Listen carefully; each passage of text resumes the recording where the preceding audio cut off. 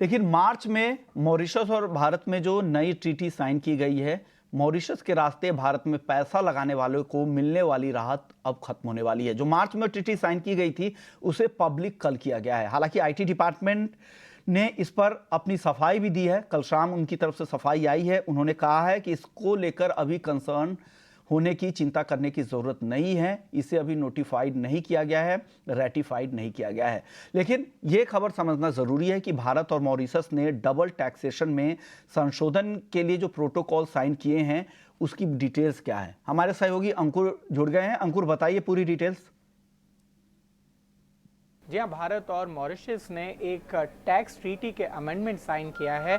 सूत्र में यही बता रहे हैं कि जो DTAA यानी कि डबल टैक्स अवॉइडेंस एग्रीमेंट था उसको अमेंड कर दिया गया है। और आइडिया ये है कि जिस तरीके से कुछ इन्वेस्टर्स इस रूट का फ़ायदा उठाना चाहते थे उसको रोकना होगा। यहाँ पर 27 भी आर्टिकल को इंसर्ट किया गया है और इस आर्टिकल में बोला गया है कि प्रिंसिपल पर्पस टैक्स को इंट्रोड्यूस किया जाएगा। इसका मतलब यही है कि आपका पर्पस क्या था जो इन्वेस्टमेंट करने का मॉरिशस रूट से, उसको चेक किया जाएगा और ये टैक्स अथॉरिटीज असेस करेंगी कि कहीं टैक्स अवॉइडेंस सोल रीजन तो नहीं था इन्वेस्टमेंट का।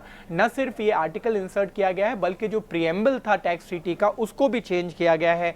ओवरऑल जो टैक्स अवॉइडेंस है उसको चेक किया जाएगा और साथ ही साथ ये देखना होगा कि इसका जो एप्लीकेशन है वो रेट्रोस्पेक्टिवली होता है या नहीं। ये डिटेल्स अभी सरकार की तरफ से आनी बाकी हैं और उसके बाद ही क्लियर हो पाएगा कि इसका जो असर है वो एफपीआईज पर खासकर कितना पड़ेगा। अगर हम मोटे तौर पर बात करें तो मॉरिशस चौथी बड़ी डेस्टिनेशन है एफपीआई के रूट से इन्वेस्टमेंट आने के लिए इंडिया में।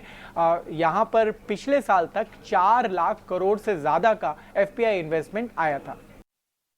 शुक्रिया अंकुर पूरी डिटेल्स लाने के लिए कि कितना अहम है ये रूट और क्यों बाजार की चिंता है। उस वजह से बाजार में कल गिरावट भी दिखी थी। चलिए